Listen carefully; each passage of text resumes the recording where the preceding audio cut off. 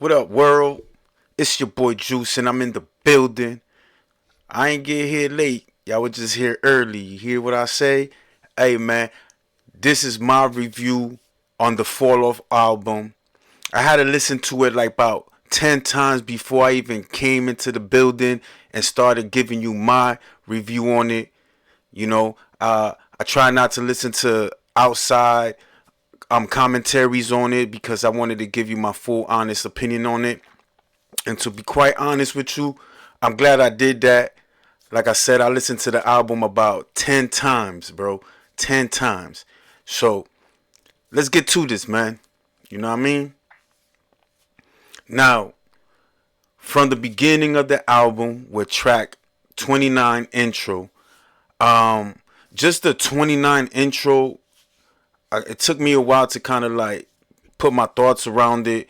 And I'm not talking just about the song itself or just the intro itself, just the number 29. Like, who starts with a number 29 for an intro or called their track 29 intro? So I kind of like reflected a bit, and his second album, his second disc got 39 intro. So I kind of try to put two and two together, and my best thought of it was that when he turned 29 years old, from let's just say from 19 to 29, this is the style of music he was into. And then from 29 to 39, like a 10-year gap, that's what he was, little time gaps, basically. Let's put it like that. Little time gaps. Let's try and prolong what I'm trying to say. But yeah, I love the intro.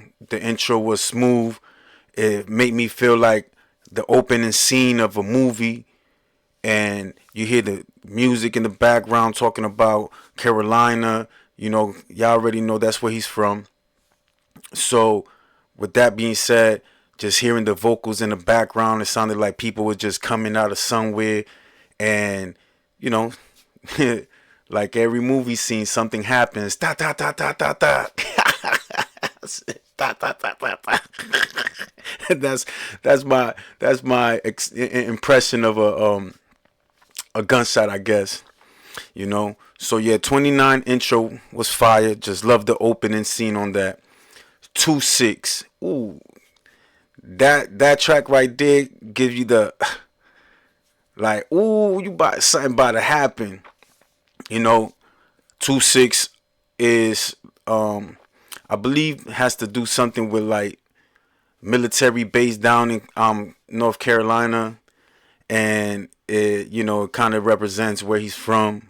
The Fayetteville, and I love this song. This song is a dope ass song.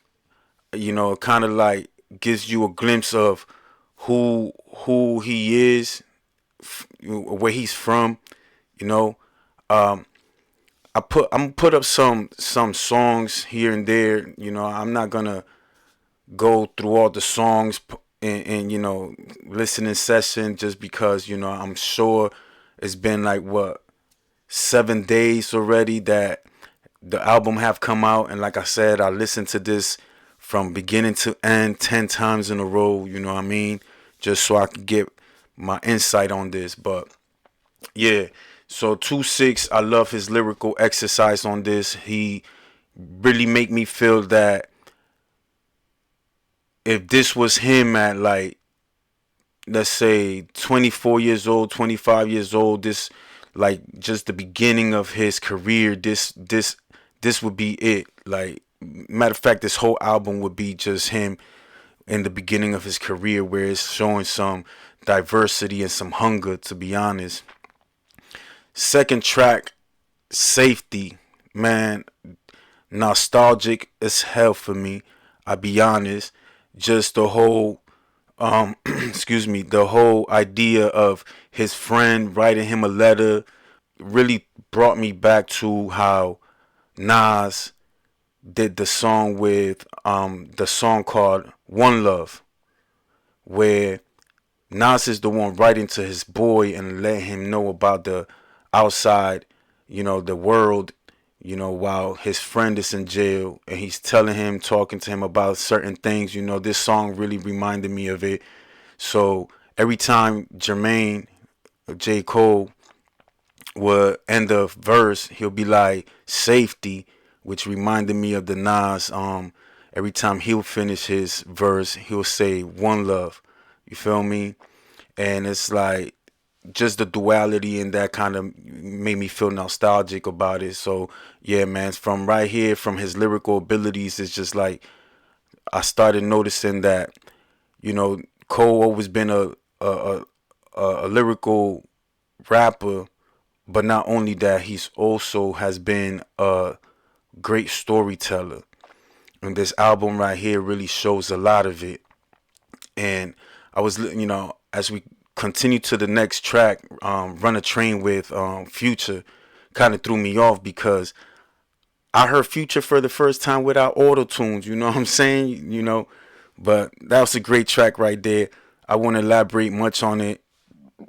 I won't elaborate much on it. I mean, I'm sure you heard it. It's a great track. A lot of people like it by the counts that I've seen, the streaming count that I've noticed as I told, like I said, as I read listen to the songs or the album. But run the train. It's a dope concept. I like how it's like, fuck the world. Let's run a train on it. You feel me? Like, but Cole's lyrical exercise on this is immaculate. He got the multi syllables going on, and he for sure showing off. You know, the next track, "Poor Thing," yeah, it's a funny one. I like "Poor Thing." It sound like he got problems with somebody who is from his city, and who doesn't have problems from with people that you either grow up with and surpass in life, and then one time they praise you, when you eye to eye, but once you kind of like start climbing that mountain, they sort of kind of start feeling some type of jealousy, so they try to discredit who you are and try to make it seem like, hey man, I used to know this dude, I know all about him, all this and that. But J. Cole really put it in a perspective where it's like, bro, like, I know who you are as well. Like, don't try to play me. I know who you are. And my favorite part about it, to be honest, is like home kept it OG. Like, bro, we could throw fade. You feel me? But don't bring no guns, man. Don't be cheating. I love that line. That line right there, I love that line right there, because it's real, man. Some dudes don't know how to take a L. That's and J. Cole specifically said, man, if I take a L, I won't take it no way. I took a L. Everybody take L's in life. You feel me? But if we run this fade, man, don't bring a gun, man. Don't be cheating.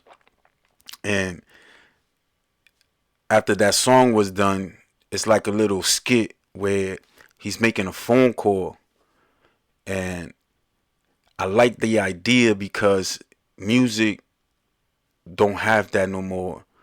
And where you'll buy an album and they have skits like they used to in the 90s, a little part, kind of like separate the music to what they doing in their, how can I say, it's like a storyline they follow, but it doesn't necessarily have to always be with the music. That's why when 29 intro came in and you heard the dudes in the background talking, the music playing, and you hear everybody what's going on, it's like that's a good opening. And then as the first 4 or 5 songs come in, and then you get the little phone call that he's trying to call somebody. He over here trying to you know practice on what he's gonna say before the person before he calls the person. It's like I like that. Next song come in, Legacy. um Legacy kind of like was confused me a little bit because I was trying to figure out what who he was talking about or what he was talking about. Well, not what he was talking about. It's really more like who he's talking about. But it sound like as I'm listening to the record, it's like a lost love type of vibe where somebody you used to love, you know, somebody you used to date, kind of like went off, did their own thing, and it's like I'm back, still looking for you. So that's what I really got from it. I can't, like dope song. Don't get me wrong. Like every track so far that I've listened to has been fire. Legacy. I think the reason I kind of like got kind of caught up in who he's talking about more than just listening to what he's saying and the story he's giving behind it. It's just because as as commentators and reviewers of music, we kind of tend to want to know, dig more deep into what the subject matter is. And I think that's the problem in hip hop nowadays, that we just don't listen to it for its content and its music. We listen to kind of figure out the facts in it. So Legacy is a track where I feel that was more like a missing love that he used to have, and now it's gone. So he's trying to reignite that flame and trying to find that person again that he used to love. Which brings you to Bunce Road Blues, featuring Future and Thames. I like that he has Future and Thames on that, especially Thames, man. Thames, she, man, I don't know where she come from, man, but the fact that she's on the track, I love it. I love the fact that he decided to throw her in there. I feel like she has a unique voice, a unique style, and then throwing Future back on it kind of helped out because Future did sample one of her songs, you know, that kind of amplified her stardom. But in this Bunsey Road, it reminded me of, again, throwback Usher with the nice and slow song, 7 o'clock on the dot, I'm on my drop top, cruising the streets. I like how Future flipped it. I'm in my drop top, cruising the streets where I've been. I forgot that's how, maybe that's how it was, but just love the storyline behind that. It was like more of it piggybacked off a Legacy where it's like, finding love or, such a theme. Just the theme alone was, it just went back and forth. Now, a song that dropped when, a song that dropped when he brought this two track two, which is the fall off is inevitable. Who the fuck is you? That when that beat came in, the first time I heard it, that's a sample, man. I'm like, oh man, drop a gem on them by Mobb Deep. I was like, yeah, Cole on a different level. And remember, not only that, but he already had gave us the Birthday Blizzard where he's rapping on old school beats. So I'm hyped up, like, yo, like, I don't know, Cole rapping like he hungry again, like he a young dude trying to get on the game and trying to prove his worthy in the game, and that's exactly what he was doing here. Um, One thing I realized in the beginning of that song, "Who the fuck is you," is he talking about somebody calling and the ring ring. It's an unknown number, so I see like from him calling to this, it's like I don't know what's the connection in it, but I know that I like the little sequence he got going on so far. And mind you, not remember I told y'all Safety was nostalgic to me because it brought me back to when Nas did his thing. Then the Bunsey Road Blues brought me back to the Usher Nice and Slow. And with this one, Who the Fuck Is You, not only did the instrumental would drop a gem on it, kind of bring you back, especially if you're from my era. It bring you back to them times, and then having like a mocking of Eminem, the 1999 freestyle, the way he's going through the beat, flexing on the beat. I like it. It was dope. Fire track, you know. Drum and bass. Drum and bass is more like a little battle between what people think about him and what he know who he is. Like, you don't really know nothing about me, but I let you know what it really is about. And I like drum and bass. Is one of those tracks that probably you'll relate to in a lyrical sense, but because I like listening to lyrics, and lyrically it's on point, and the context in which he's speaking about was more like he's really telling his story in a different format. And one thing that I've realized is that throughout the whole album, I'm hearing a lot of, you know, this is what he probably would have done when he was young. So now it kind of makes sense when he says, you know, the fall off is like reasonable doubt lasts. You know what I mean? So it makes sense to me. The Let Out, I like that. That's like a real vibey song. It's like you toking, chilling, riding out after a club scene, after a club scene. And I like that idea because, you know, a lot of people leave the club and something always pop off, something always go down, and him putting that into perspective, which I never heard no other person or rapper even acknowledge that happening in hip hop, where, you know, will you survive the let out? Meaning, will you survive after the club and being in the club scene after the club and everything, and the lights come on, and you out there in the parking lot chilling, vibing, having a good time still, but something seems to always mess something, the vibe up. So the Let Out is a fire track, man. Lyrical, like as I stated. Bombs in the Ville and Hit the Gas. It's like, I like that. I like the direction he went with it. I think the highlight of that song right there was when he bought a futuristic phone and FaceTime himself when he was young. That concept right there is so freaking dope. I said freaking. I try not to curse, man.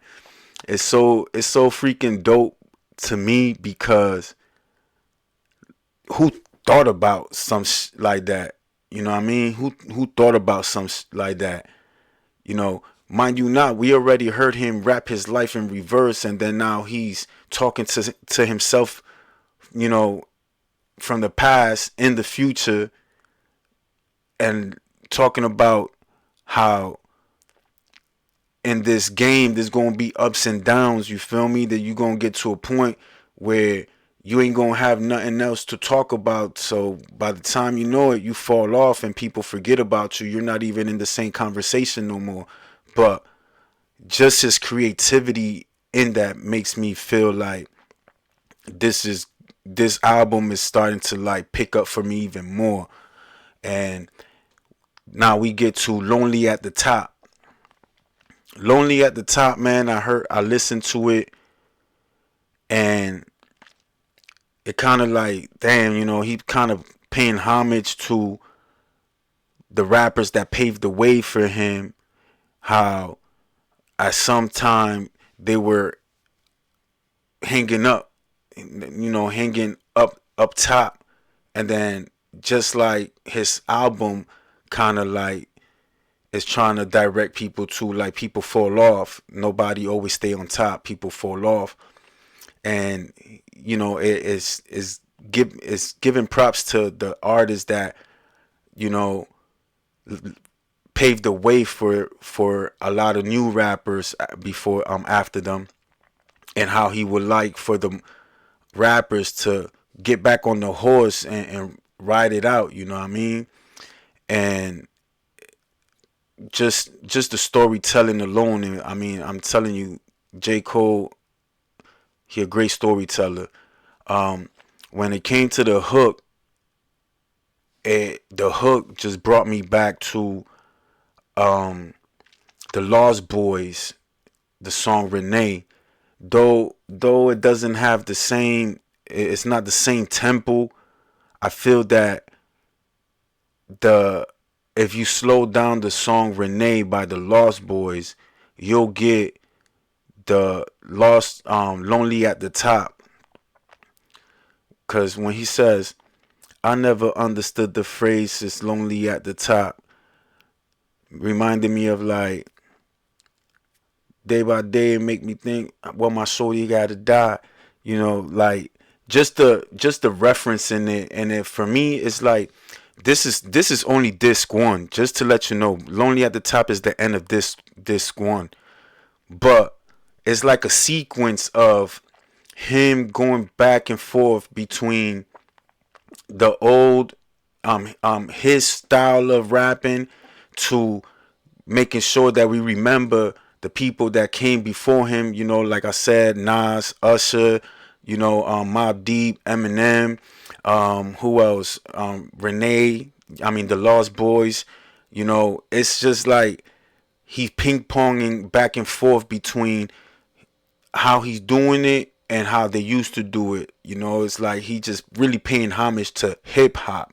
Like really hip hop. He's paying homage to hip hop. And I love it. So this one, fire. I'm telling you, like, my opinion is fire. You know. And as we go on to 39 intro, it's just like I said, 29 intro, 39 intro. Now we get into more of his 29 intro is more like his younger self where he's becoming a man. But now 39 intro, this disc right here makes me feel more like he grown up to see the ups and downs of the music industry. I might be reaching, you call it a stretch, but this, like I said, this is my opinion. And one thing I noticed off of disc one and coming into this two and listening to the rest, how he's going back and forth between East Coast hip hop and down south hip hop. And 39 intro was a great introduction to his down south hip hop, even though we already heard some of it in the few tracks before 39 intro. But I like how it started with the little guitar. He rapping to the little guitar, singing to the little guitar, and then the beat switch. Me and this. But then the down south beat come in and it's yeah, yeah. It's hyping you up. I promise you, it hyping you up. It hyping you up. Yeah. But then we get into the fall off is inevitable, which is track two. I mean, this two, track two. Y'all all heard this. I can't. We already know Nas again with the rewind. I could even throw Jonah Lucas in it. With the whole rewinding and backwards rap. But just the thought alone of him coming out of his death, bringing it to his birth, that was dope. I think a lot of people miss where, so you going from your future to your past, and while you're doing that, there has to be a middle spot where it's the now, like the right now. So I guess the middle of the now was when he says inspiration was rare and in spurts, but when it's there, I'm immersed.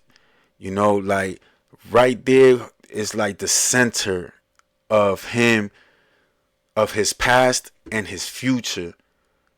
And maybe like I said, maybe I'm reaching on that spot, but the inspiration was there, and the inspiration was rare and in spurts, but when it's there, I'm immersed.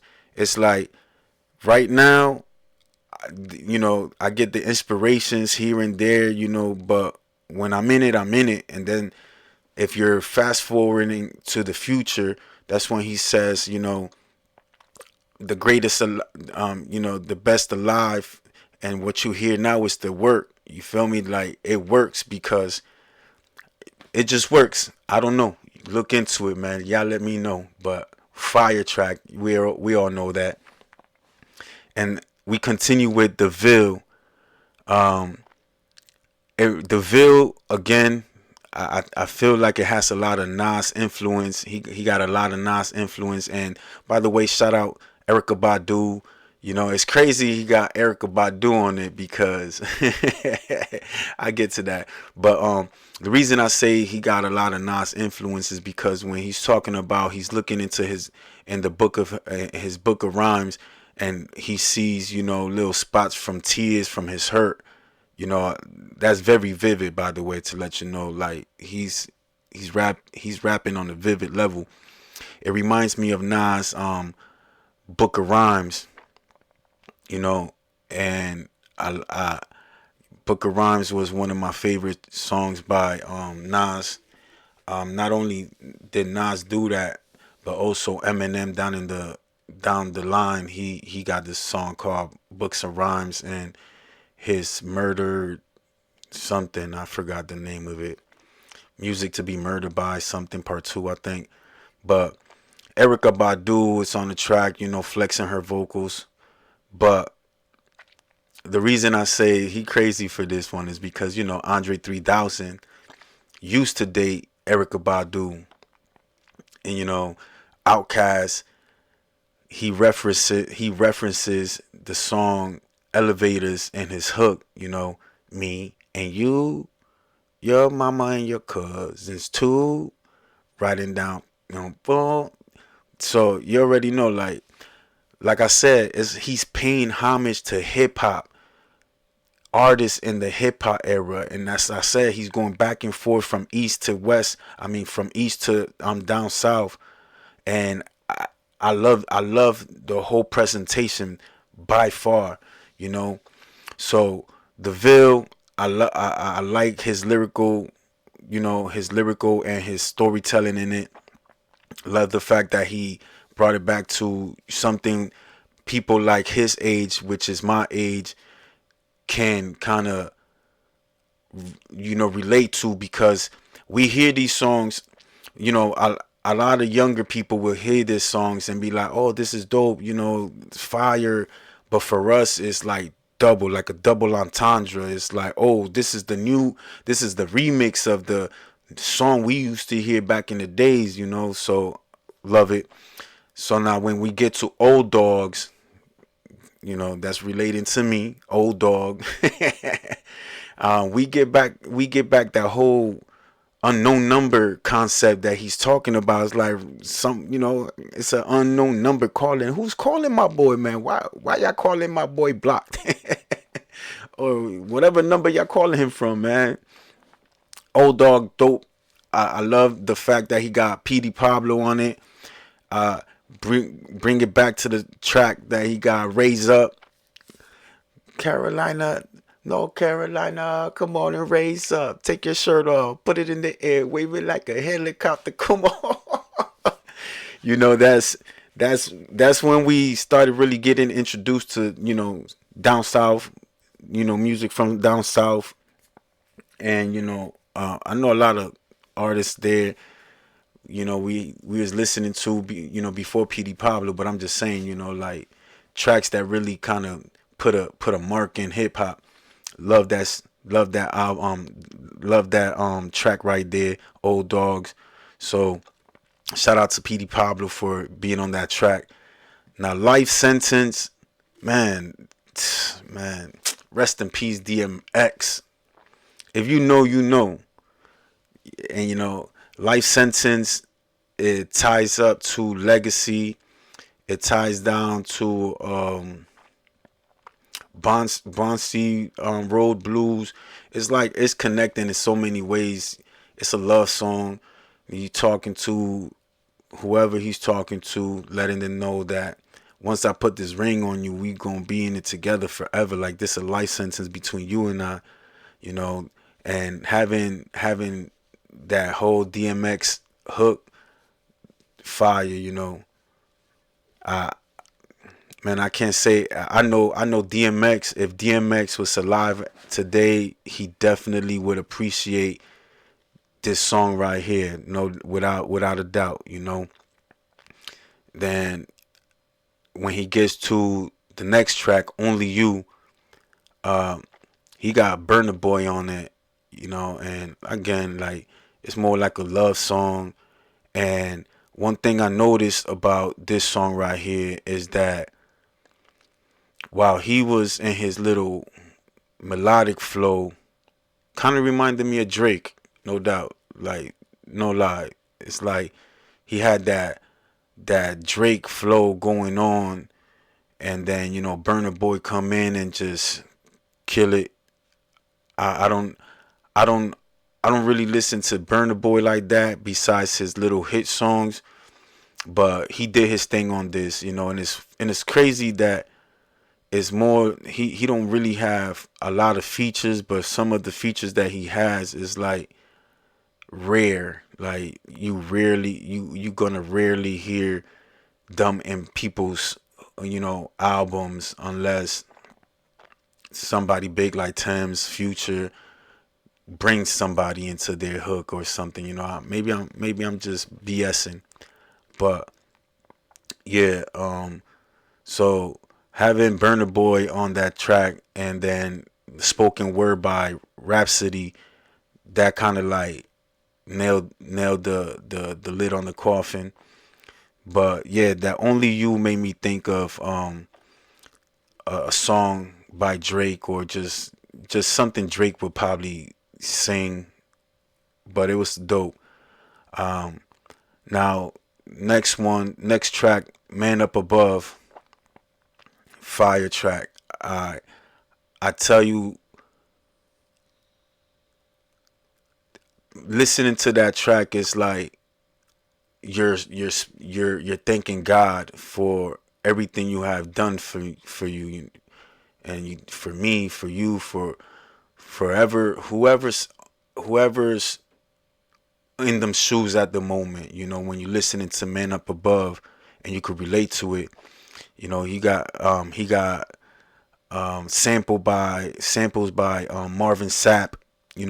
Never could have made it. Beautiful song. If you know, like this is more for hip hop heads, R&B heads. It's for everybody.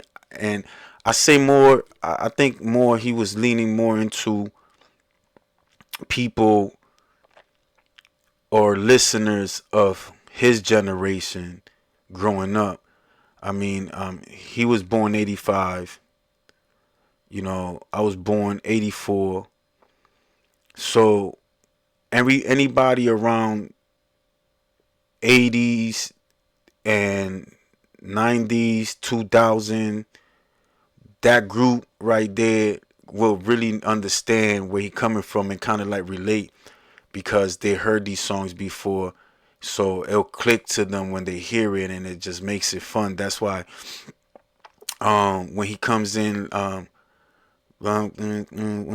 I block with the Jennifer Lopez hook, the Jenny from the block. Don't be fooled by the look that I got. I'm still Jenny from the block. When he's like his style make you remember what we used to listen to. So this track right here alone is fire. And one thing I learned about this track right here, he says something in German that I had to kind of like look up, like what the heck did he say, like what does that mean? And I was surprised, like hold up, wait a minute, I didn't know that this man was born in Germany. This man was born in Frankfurt, Germany. That's crazy. But hey, I guess his parents were Americans. His father was a militant. He was a military soldier. So going back and forth, I guess he was born in Germany off of that, And his mother was worked at the post office for the USA, and I forgot where, but she was part of the USA, but she was German herself. But I was like, yo, things you find out, and I thought I knew everything about Cole, but I guess you keep learning. So that track, Man Up Above, man, fire, man. I like how he displayed that. I like what he was saying on that. Like I said, I probably throw some little parts right here of the songs, and so you could get the feel of it. But y'all already heard it, and this is just my review on it. The next track, I Love Her Again, is a hip hop love story, one that Common already reflected to, and one that Eminem also reflected to. See, Common's idea of hip hop love story is called I Used to Love Her, and Eminem's idea of hip hop love story is 25 to Life. They both completely different, but it's talking about hip hop.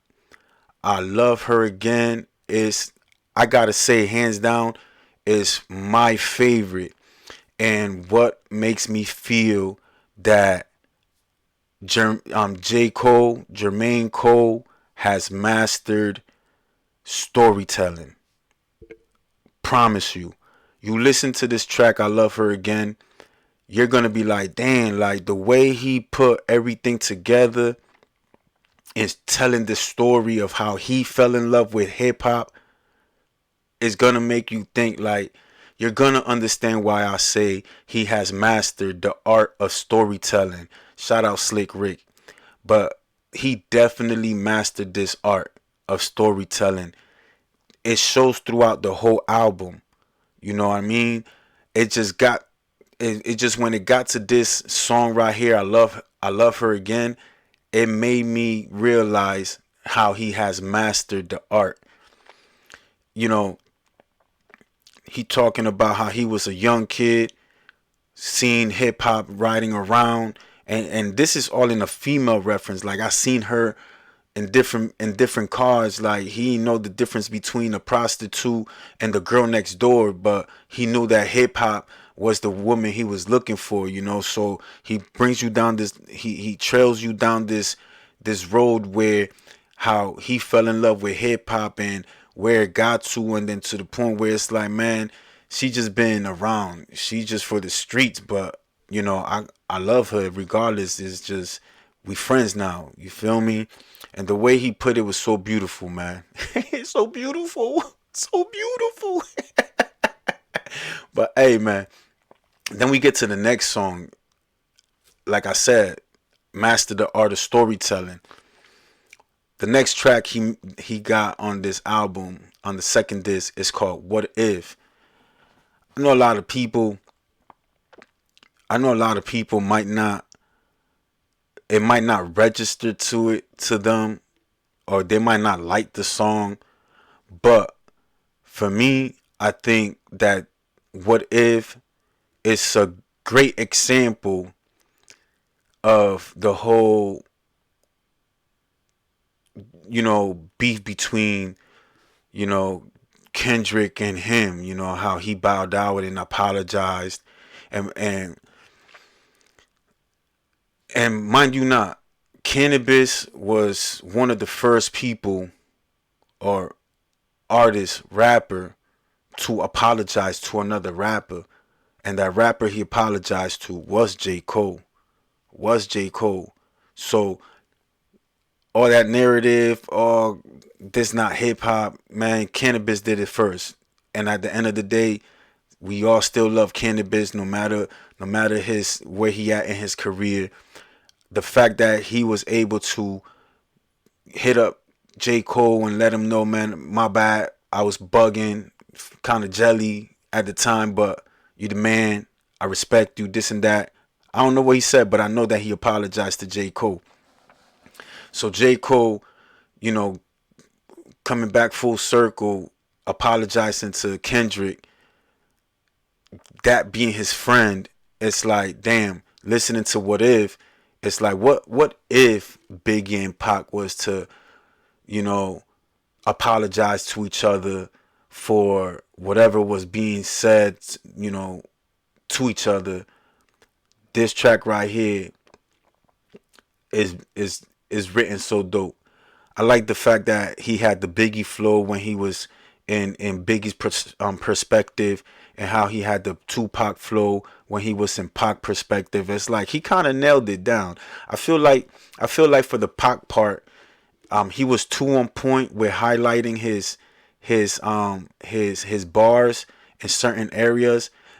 Tupac had a tendency where he would kind of like drift off a little bit from from the mark of the bar. What I mean is, like, if he say, you know, I'm gonna use this. This just popped up in my head, like, to my unborn child. Him saying to my unborn child, you like in the background and his highlights, he would be after by the time he said to my unborn, he was already starting with like to my unborn child. So it's like this is the beginning, this is the original, and then at how can I do this? Okay, this is perfect. This is the original, and then down here this is the original bar, and then down here is like the highlight where it don't match up completely with the bar itself, but it's like it's like a letter to each other, and it would have been nice to see something like that happen, you know. But rest in peace Biggie, rest in peace Pac. Now this next track called Quick Stop, immaculate.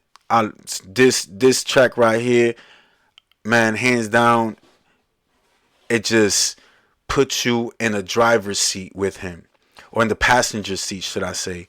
You know, he's describing how he's going down the road, just listening to, you know, music, trap music, excuse me, reminiscing on whatever he's reminiscing on, and then it just hit him like, oh, I'm running out of gas. Pulls up to a gas station, even though he's trying to hide from the crowd. Somebody over his, you know, now he's pumping gas. Somebody over his shoulder call out on him like, yo, you smoke, man? I got it. Yo, I got it, sir. He's like, nah, I'm good, but you know, he feeling like, damn, like he gonna find out who I am, so I gotta kind of like hope this gas hurry up and fill up. A fan come up to him like, hold up, oh, hold up, you J. Cole, you feel me? And that interaction between his fan and Cole was like heartwarming, because it lets you know the type of person he is. Like, damn, you know what? Even though I'm a celebrity, I touch so many people's lives, so why shouldn't I embrace that? And when he, you know, when he gave his fan that hug, he let him know it came from a genuine place. Like, dog, I'm looking you dead, you know, dead in the eye. Like, this is genuine. And right, man, home storytelling is immaculate, man. You could really see what he's talking about, and I love that about J. Cole, man. And yeah, man, go listen to that track again, man. Listen to that track. Now the next track, and the world is the Ville. Um, I like the title of it, because it's more like, even though I'm from this area and you're from a different area and they from a different area, somehow we are the same. Somehow we are the same. You know, we got dope dealers, you got car washers, you got barbers, you got, you know, different rappers, you got some dudes that do this, do that. You know where I'm getting at with it, you know what I mean? And this is a great example of what he's talking about. You know, again, brought me back to MC Sham and Marley Marl, the bridge, you know, the Ville, FATIVII.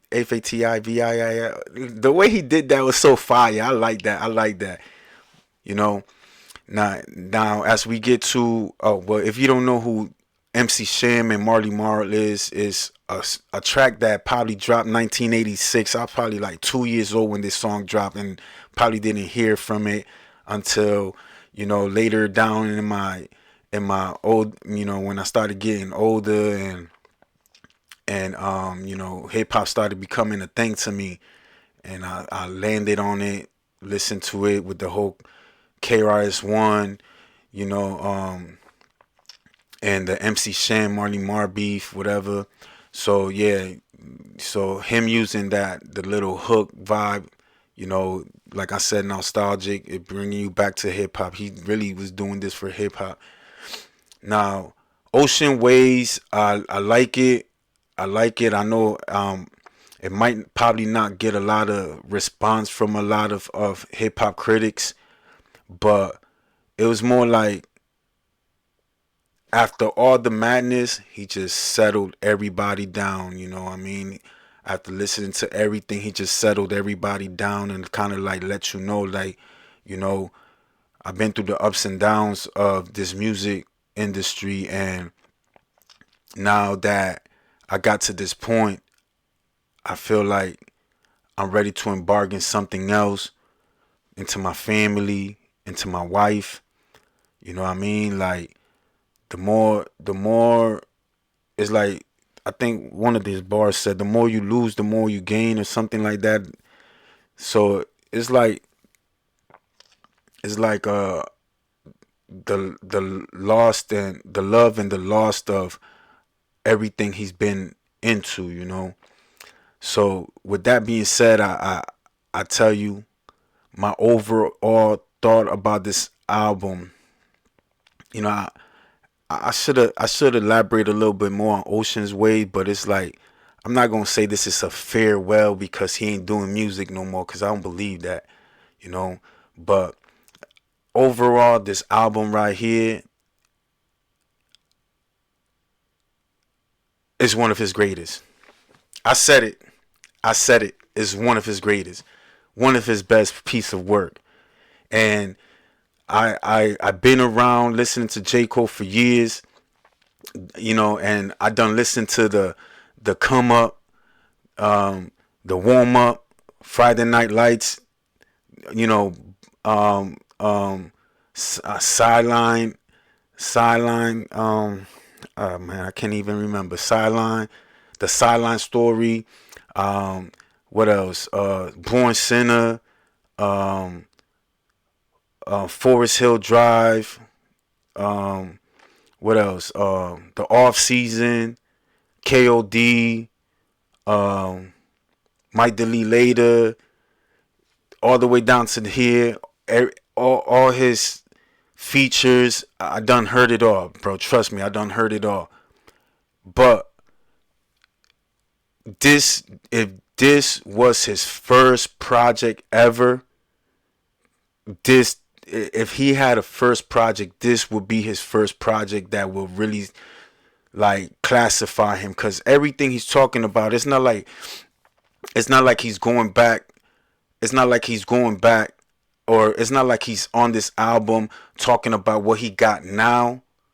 He's really still talking about everything he used to talk about back in his days, back in the times where he used to have the struggles, the pain, the happiness, the glorification of the women, the glorification of the jewelry, like all, like he's really talking about like the hunger he used to have for music, so he'd be able to make it out of his struggles.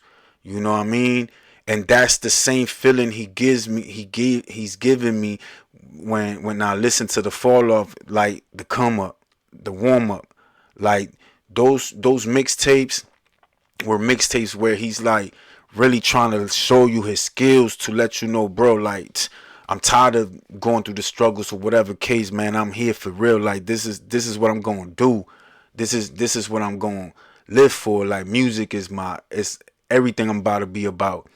And I know that this is not a mixtape right here, but if it were to be a mixtape, this would be a fire mixtape. And I love that it's an album, a double disc album too. Even though I feel like an hour and 41 minutes of listening time is probably considered probably like, I mean, there, back in the days they used to put like 19 tracks, 20 tracks on an album, one album. So he got like 24 of them. He split it 12 and 12 each. So I guess it could be considered a double album, man. I love what he's doing. I love what he did with this album. I love all the hip hop references. Even to have like with the whole Jennifer Lopez, dun dun dun dun dun dun dun dun dun dun dun dun dun dun, that right there, just the melody and the itself, kind of like I said, man, it just brings me back to my times and my growing up and my past. And I love this album, man. This album is gonna be a classic as the years go by. It's going to definitely be a classic. I mean, some might say it's a classic now.